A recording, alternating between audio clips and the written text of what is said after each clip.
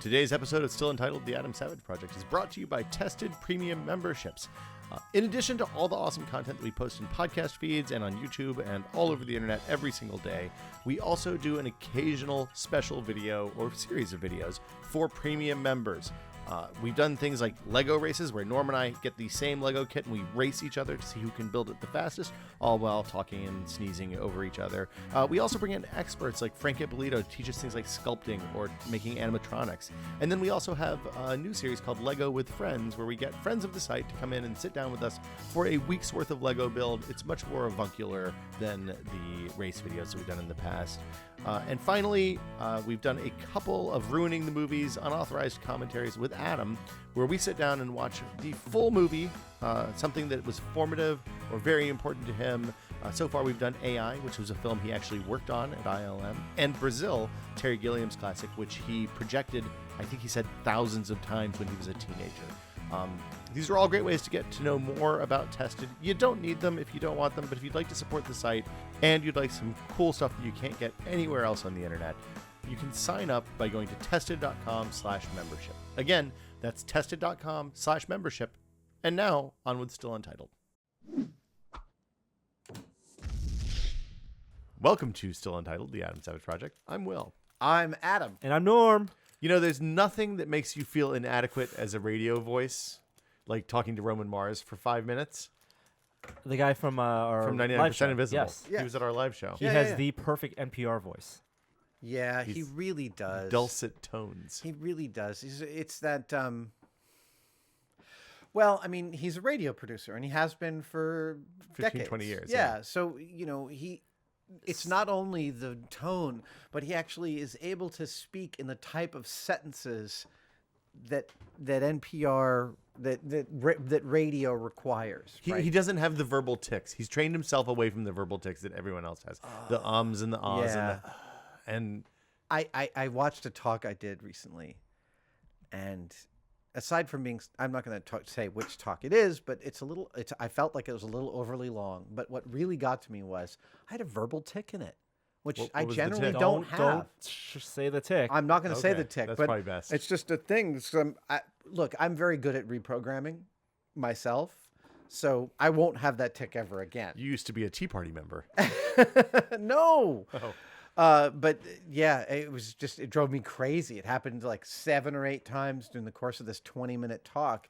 And I have new things to put into my ability to do public speaking to modulate a little more. It's always good. It's always good to have something to work on. When you reprogram yourself, I love the idea that you consciously think of it as that. Do you fill in? Do you take something out, or like, for example, a verbal tick? Right. Are you finding ways like then you know if you say one phrase too often, then you got to choose 5 or 6 things that you can replace that with that then you ingrain in your brain, so you naturally go to the There is some of that for a phrase. For a verbal tick, it's not hard for me to start a talk and just know you're not going to do that this time. No, so I can keep that. I can run that as a subroutine while I'm talking. But more than that, I think that I can, as a speaker, get too comfortable with the off-the-cuff narrative, and I'll give that narrative an arc. And sometimes I'll give a talk, and it'll be like 4 of those arcs all going to the same level and doing the same kind of travel. So on a graph, whereas really what I want is a graph that climbs. You want a stair step, not a wave. Yeah. So that's more the global reprogramming. And then the local reprogramming is that will just log in my head, and I'll be like, nope, you're not going to do that. And I don't. I mean, I generally don't I don't when I speak. And that's conscious. That's based on a conscious effort. When I'm pausing, I know to be quiet because time is moving much faster for me than it is for people listening, and I have the comfort of being able to search my mind and think of where that next thing is coming from. Really good point. That time is moving much faster for you than the people who are listening. Anytime you're doing something that will be recorded or in front of a live audience, there is a time distortion field happening locally. Well, in addition to an out-of-body experience sometimes. But the other thing I've noticed is that when you're watching someone speak in public and there is a long pause, like you had a very long pause when you were talking to Astro on the stage on Saturday, where I could tell you had like 6 questions you wanted to ask, and you were kind of working down the flow chart of potential answers to figure out which one was going to get the most interesting answer, right? Yeah. And I knew what was happening because I mean we've talked about this stuff a lot, but the audience was kind of leaning forward, waiting for it. Like they were ready to go. It was building the tension that they had, which I've had this from both sides of the equation. I've certainly had it on the show when we have experts on the show who aren't used to being on television. I can see in them the feeling of like they'll say something and they'll get halfway through and they'll flub and they'll be like, sorry. And you go, it's okay. It's cool. You don't have to worry. We can do this again. Do you guys have we talked about Bob? Do you know Bob Parks? No. Oh, Bob Parks was a writer for Wired for years. He's a tech writer. He lives in, I believe, New Hampshire now with his wife. And he's a good friend of mine. He had a baby just after I had babies, and we babysat for each other's kids. He used to live near me in the Mission. Bob was, for a couple of years, Wired's tech guy. He wrote the fetish column for a few years. And this is in the late 90s during the previous tech boom. And they sent him to one of the Good Morning America, the Regis and Kathy Lee. And he was on their show and he was visibly nervous. And it was lovely watching. He said, Regis and Kathy Lee and all those guys, we were on Kelly Ripa, but they're so good at relaxing you. Like they're asking him about stuff and they really know their marks. And if at one point he got just a little flustered and like wasn't sure where he was, and Kathy Lee put her hand on his shoulder and he said he felt a hand at the small of his back sort of calming him down. Like they really know how to slow things down for you. And when Damien and I were on David Letterman, I'm sitting there across from him at his desk. It's one of the most iconic things I can think of because I've been watching Letterman since he debuted when I was a teenager. Oh yeah, since he was destroying wedding cakes with a weed whacker and didn't know what a weed whacker was for. And I was thinking, wow, time is moving so slowly for him. He knows what I'm going to say. He can see the jokes coming from a mile away, find his space to slot them in and comfortably drop them in where they're necessary. Where for me, I'm like, there's so much I want to give. But it's his 20,000th show or something, right? Right. So it's subconscious. He's not even there. No, and it is really important. Same thing for me doing Mythbusters, right? I'm talking on camera. I'm not thinking about the camera. I'm thinking about the story. I'm thinking about the narrative. I have my own thoughts. And when someone comes in who's nervous, I can actually take some of my mental energy and give it to them to slow time down for them. Well, and one of the things we've always found with the stuff that we do even is that if people are knowledgeable and passionate about something, then it doesn't matter if they're camera trained or not. Once you can get them to the point that they're just talking about the thing that they love, then they're okay, and the audience will be okay with it, even if they're a little rough around the edges, as long as that knowledge and passion come through. It's funny. I asked Mary Roach about this, the author of Packing for Mars and Stiff and Bonk, and she's an amazing and wonderful, wonderful writer, and she's a good friend of mine. And I was interviewing her on stage a few years ago, and I said, how do you get the great information you do? I mean, you show up to these places like the Body Farm, and they're not used to having reporters come and ask them, let alone be actually interested in what they're doing. And knowledgeable about what they're doing, yeah. And she said, well, it's funny. Everywhere I go, whether it's, a JPL facility in the Midwest or it's the Body Farm, the first day, all I get is the standard tour. It's the second day when she's still there that they actually realize that she's a potential compadre and start to open up. And I was like, wow, so you're like the nerd whisperer. But I mean and then also the first day after that, they run out. They only have one day of the front. Right. And that's it. And then you have to go back to being yourself. You can watch the moment in some of our interviews where they're like, and this is the end of what the local TV people usually ask. Right. And then they're like, and then Norm or I ask a question, and they're like, oh. It's a great moment. It's a beautiful moment it's to my see. favorite thing. And really, so the trick is taking some of that mental energy and giving yourself the space to realize time moves much faster for you than it is for your listener. And you can take even a 5-second pause before speaking. your audience won't feel like it's that much, and they'll forget it almost as soon as it happened. Whereas for you start sweating and you're clenching. What if I don't have another question? Right, exactly. What if the questions are gone? What if they're all gone? I still have at least 10 minutes left. Wait, where are my pants? I can't stop this now. Am I awake? What do I do with my my hands? nightmare? What do I do with my hands? What am I doing with my hands? Paul F. Tompkins has this whole thing about being in a movie. How do arms go again? Trying to cross his arms on screen. Do I do right over left, or is it left over right? That doesn't Talladega make sense. Nights. What am I supposed to do with my hands? Yes. Don't touch your face. Speaking of questions about what to do with your hands, Yes. we have more questions from the audience. Oh, wow. We hadn't even started? No. I thought we were in the middle of answering a question This is from a the audience. podcast. That was just Excellent. that was just the opening bit. I am, by the way, wearing one of my favorite possessions, which is my steel Ringwraith gauntlet made by my friend Scott Maple's company, Crop Circle in I didn't Ontario. know those were steel. They don't feel heavy enough to be steel. They are, yeah. They make Isn't such a that good great? noise. Snicked. Actually, it goes snick. That is a sound of snick. I think I'd rather be slapped with those than backhanded. You'd rather be bitch slapped than you'd rather be pimp slapped. No, bitch slapped than pimp. I can't even remember. I don't. Let's remember stop saying bitch. Yes, that's probably the best possible. Pimp is probably bad too. I'm of the school that bitch is a fine word to use for anybody but a woman.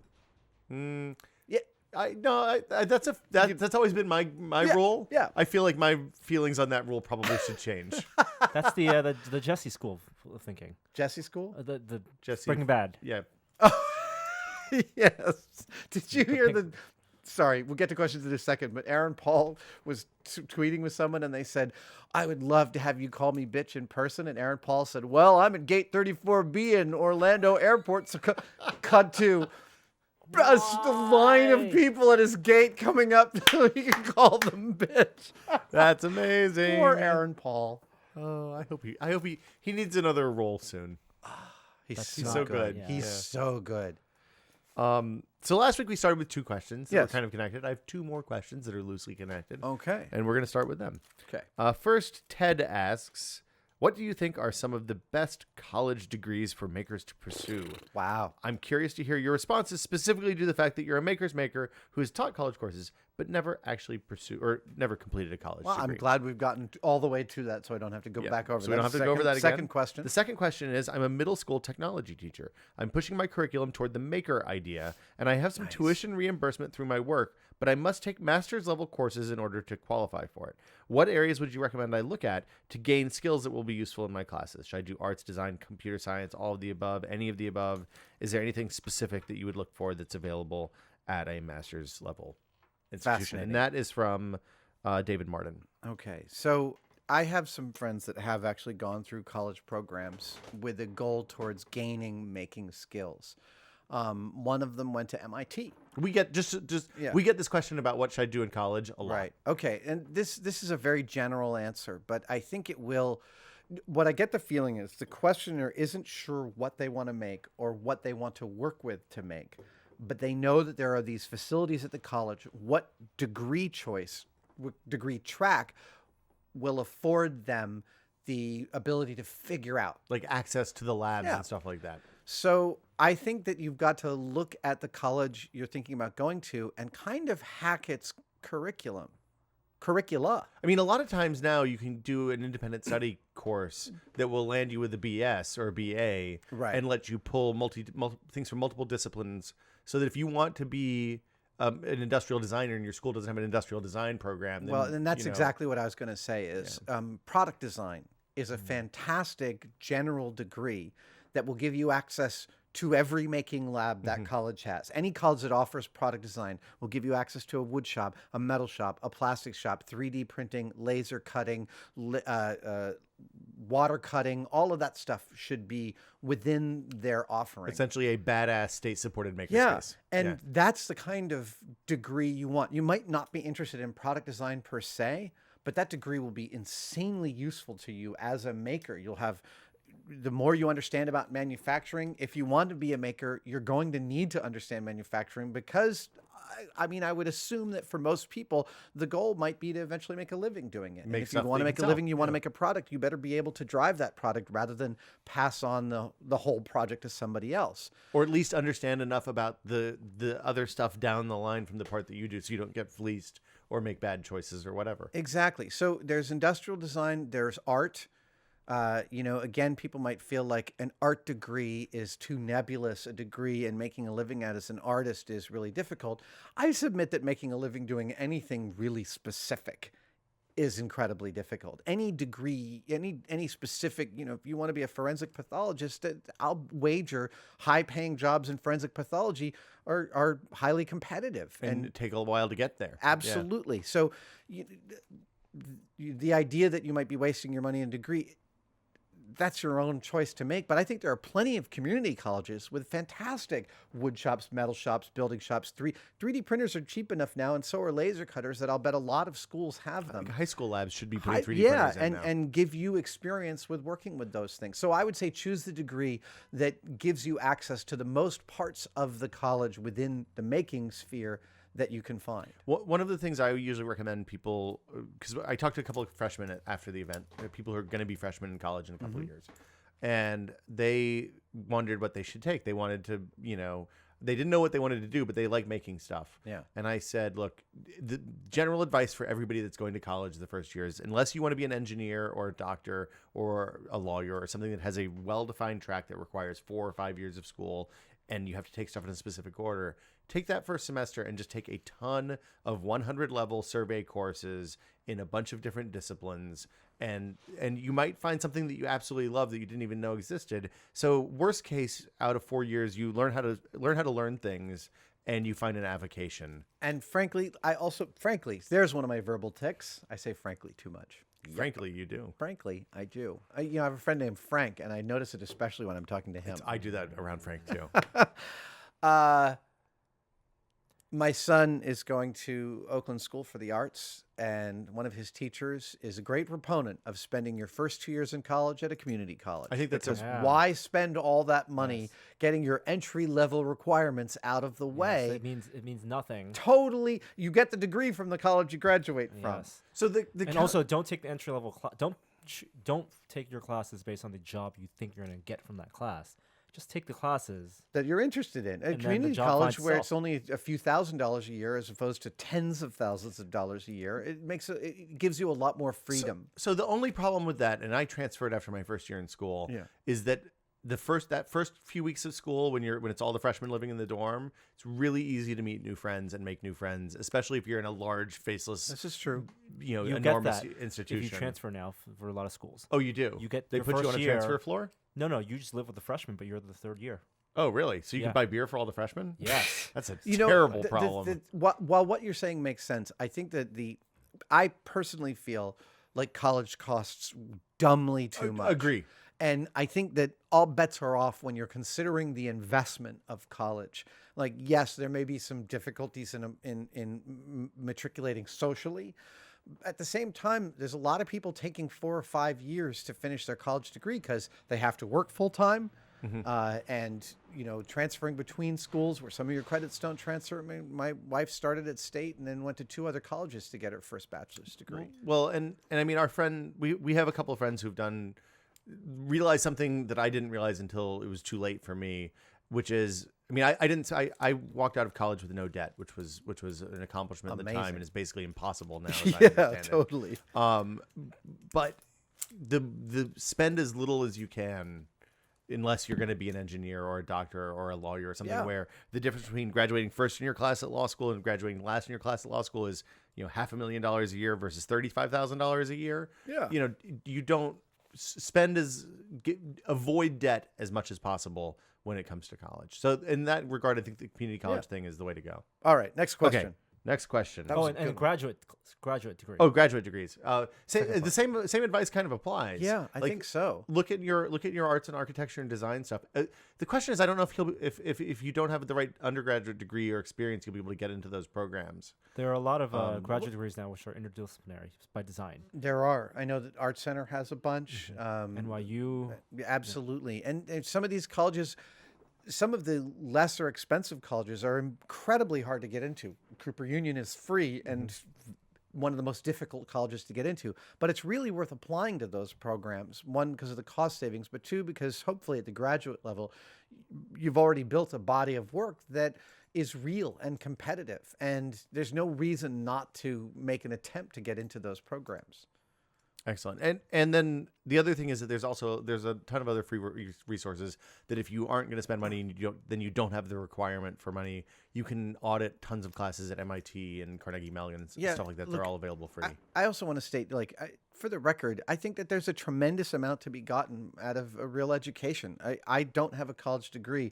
And that's largely because it was a combination of a family chip on the shoulder and a level of personal arrogance in my late teens and early 20s. I can't imagine. I was so unbearable at 19. And, my path is my path. I'm happy with how it went, but by no means take my experience and go, well, Adam doesn't have a college degree, therefore I don't need one.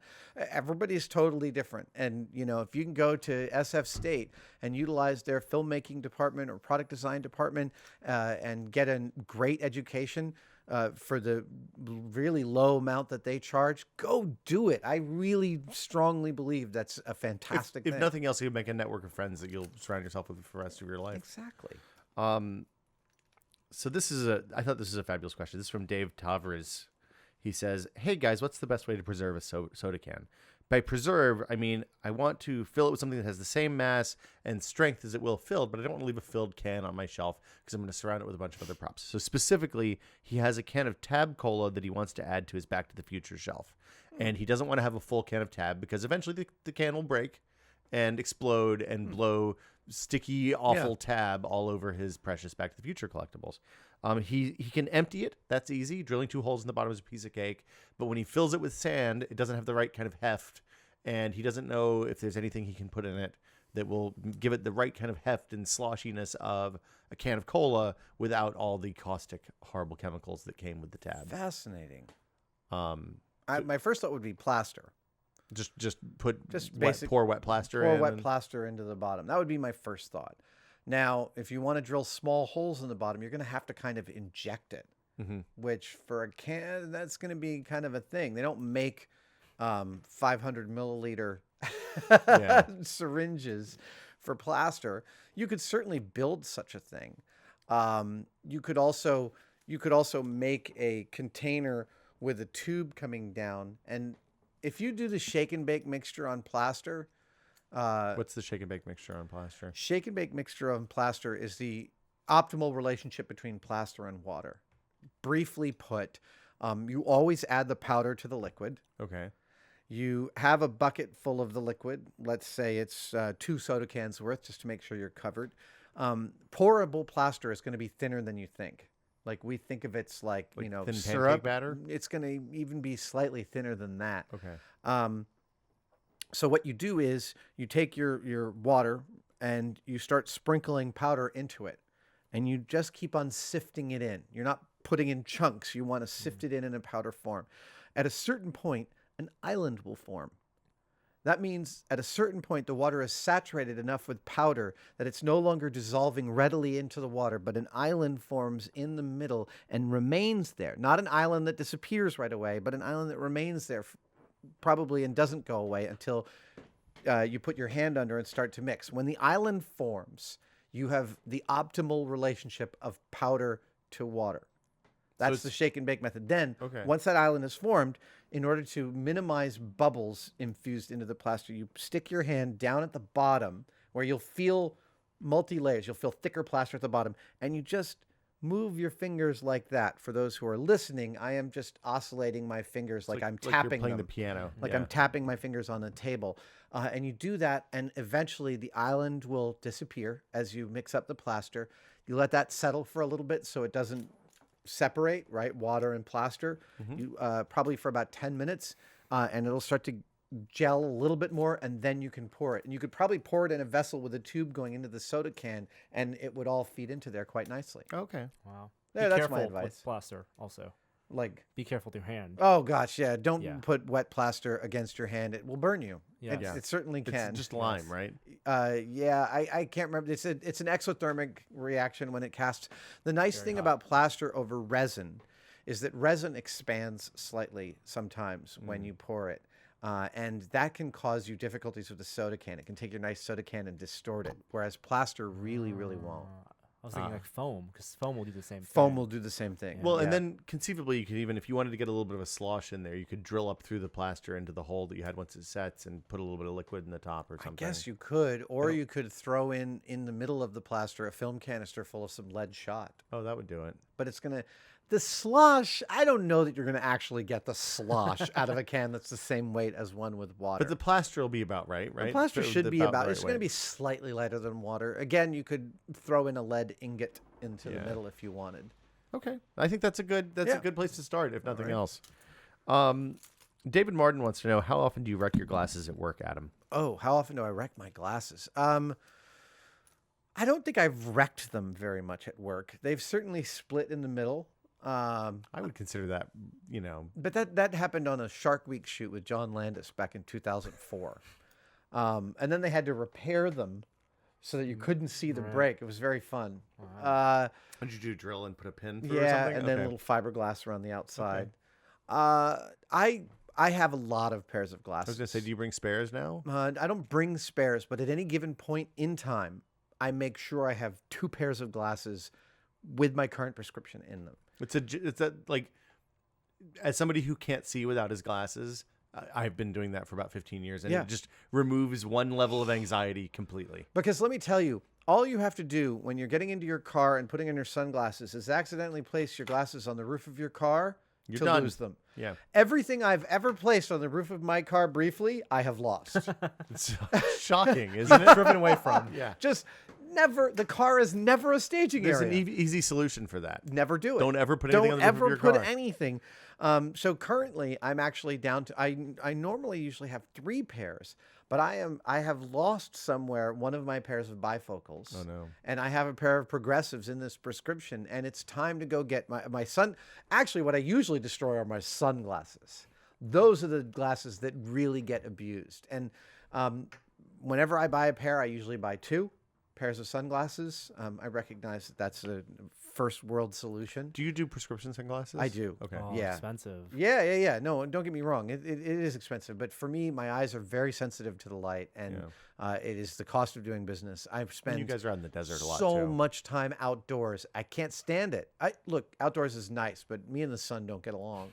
Right. Well, and the outdoors that you do isn't like nice wooded, calm. No, I'll be out in the damp middle of outdoors. a You're in desert the plain for salt days plain on or end. something. Yeah. Yeah. Contacts. I always keep a pair of contacts in my bag. I don't keep them in my bag, but I have about 20 or 30 pairs on hand. Of the one day throwaways. Of the one-day throwaways. Yeah, those are for costuming and stuff. And when I get down below like 10 pairs, I start to get nervous and I'll order some new ones. I've never felt luxury like I did the first time I put those contacts in, wore them for like 4 hours, and it's like, okay, time to take them out. I know. Just throw away. Amazing. It's terrible. I used to wear my old ones for 20 days 30 days at a stretch. Oh, I wore extended wear week wears for years. Amazing. Like reusables that you wash every week. It was terrible. Yeah. All I remember you put them in the thing. Yeah, and with the fizzing thing, and they would, yes. So you know what makes me crazy is because nobody does the thermo contact cleaning anymore. It's super bad because apparently heating up plastic releases all sorts of bad stuff or something. Yeah. It's not like you're putting them up against a mucous membrane. Wait a minute. Oh, PPAs. But they don't make the good super sealy contact cases anymore. They're just the crappy snap-on ones that always leak. They all leak. Yeah, I need to go find some vintage contact cases. There you go. I'll bet there's a whole eBay collector's Great group idea. for that. Hey, I got some sort of novel form of pink eye that hasn't been seen in 30 years. Bread in a vat. Gross. Marvin G wants to know what it was like the first time you guys met Adam and Jamie. Do you remember? Wow. I don't. They're asking you. I guess they're asking us. Yeah. So what was it? Where was it? So we were at M5 in Jamie's office. It was at M5. And you were showing us paintball guns. Oh, you had gotten the paintball guns that looked like real guns. Oh, those Tippmans, those beautiful Tippmans with the magazines. Yes. Yes. Yes. Wow, that was post one of our tours. I think it was right before you left, actually. That's cool. That's a while back. So it was right before. So this was probably in March of 2012? Mm-hmm. And we had, so. Yeah, we went out on our first tour that winter. People ask us how you guys became involved with Tested. Yeah. I mean, if you just know Tested through Jamie and Adam, Norm and I started Tested in 2010, 2 years before we met you guys. Yeah. And then the company that we worked for was sold to another company, which is the most boring thing in the world, except for the people who are involved. And who had the great foresight to put us together. Yeah, and they were like, hey, they talked to us, and then I think some wheels turned, and they said, hey, we wanted you to meet some guys, and brought us over to M5, and we sat down in Jamie's office, and there was that naked flayed guy on the wall, the victim from the movie Jade. Right. So you were sitting directly to his left. So every time I had to look at you, there was a dong right over your right shoulder.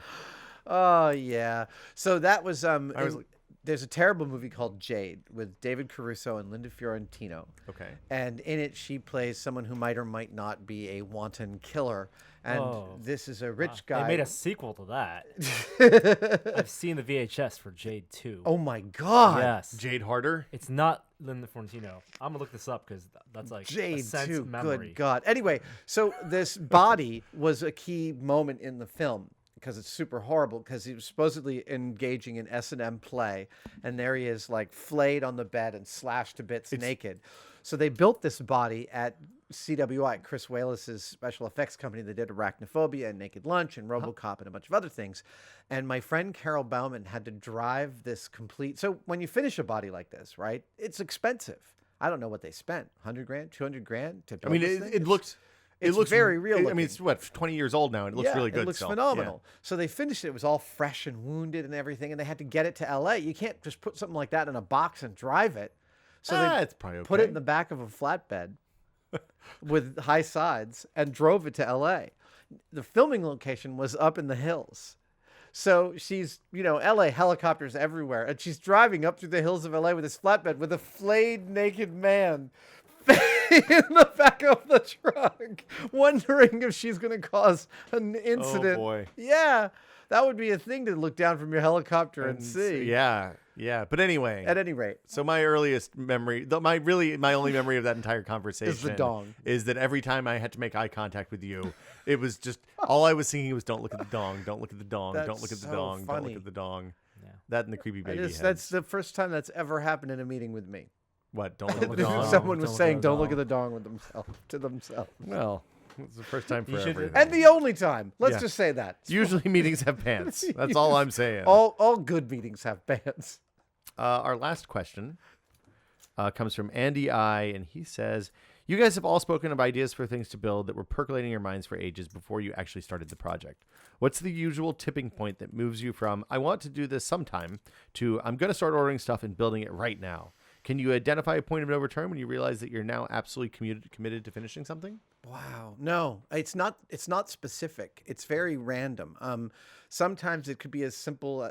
I've started working on my 32-inch Millennium Falcon. Mm-hmm. I did that because Comic-Con, I finished 2 long-term projects for Comic-Con, but I also mostly finished 2 other long-term projects, which we're going to reveal later on this year, or maybe even early next year at this point. So like a whole bunch that had been sitting on the benches and on shelves went into deep storage because I didn't need to work on it anymore. So I looked around for the first time in years and thought, what would I like to work on? And the 32-inch Falcon was sitting there on top of my vacuum former, and I pulled it down and started playing. You've had it for a long time, right? Yeah, I've had these castings from Tim Ketzer for a while. But there are other times when I'm working on a prop from Dr. Strangelove that came about visiting the Kubrick exhibit, and I'd never considered it before. Other times there may be something that's percolating, or I have pieces of it, and what gets me interested is somebody else's interest. Now that is actually a frequent positive trigger for me, is I'll meet someone who's like, oh, I love that prop. And then I talk to them about it, and I get excited about it. And remember, I often almost always build 2 of something if I'm going to build it, or multiples. So if it's a good friend of mine who's obsessed about a prop and I only learn that he's obsessed about it, I've got a Buckaroo Bonsai prop I'm working on that my friend Josh is totally, so anyone who knows Josh, don't tell him this. That, I've assembled a number to make 2 of them because he's obsessed with it. I totally want the pleasure of handing him this piece and his surprise. So really, seriously, don't tell Josh. It's like when we were at Comic-Con and you unveiled the Mecha Hand and Guillermo came in and you got to live that experience of seeing it completed, yes. which you don't really get because you've been working on it for so long. It's all in your head, right? You get that feeling. You get that feeling, and that's so for me. The making and the completion, it's a very social act, and it's an act of commutation of story and interest and passion and origins about our fascinations. So I love it when someone comes to the shop and says, "Oh, I love that prop. That's one of my favorite things." And I'm able to, because I've got 2 or 3 of them, go, "Here, take this one home." And they're like, "No way." Well, for me, it's often like, do I have time to actually, like, I don't have the big space to just leave stuff kind of partially done. So if I'm going to start something, I have, let's say 6 weeks before, right? I have to critical finish mass. it. Yeah. Yes. Yeah. Just get started. So usually once I have it in my head enough that I'm like, I can draw this, and then I draw it, and if I draw it and it looks like I was envisioning in my head, then I'm like, oh, well, okay, let's see how this goes. Yeah. Yeah. And that's the tip off for me. So yeah, it's multiple and varied. There's also times when a project gets instigated because I've discovered a new process that I want to play with. Mm-hmm. I'm sure that better, more accessible, higher resolution 3D printing will initiate a bunch of projects I haven't even considered yet. Well, and not even that. The thing I'm excited, I mean, I've been doing 3D printing for a long time now. The thing I'm excited about is the stuff that you can do because of 3D printing, like lost PLA casting. Yeah. Super fascinating to me because Yes. we should be able to then take things that would be impossible to make with anything other than the 3D printer and turn them into metal things that have all the structural strength of something that's been forged. That's really thrilling. Which is, if you know anybody in the Bay Area who does lost PLA casting, will@tested.com. Please introduce me. I'm looking for someone. So, it's taken me years to realize how social that positive trigger is for me. Other people's interest is something I get a lot from. okay. Norm? Cool. Just start. Yeah, space is luxury. So Space is a If you luxury. fill a workbench you have with a project, then it's easier to finish it than to just put it away. Also, by the More way, satisfying.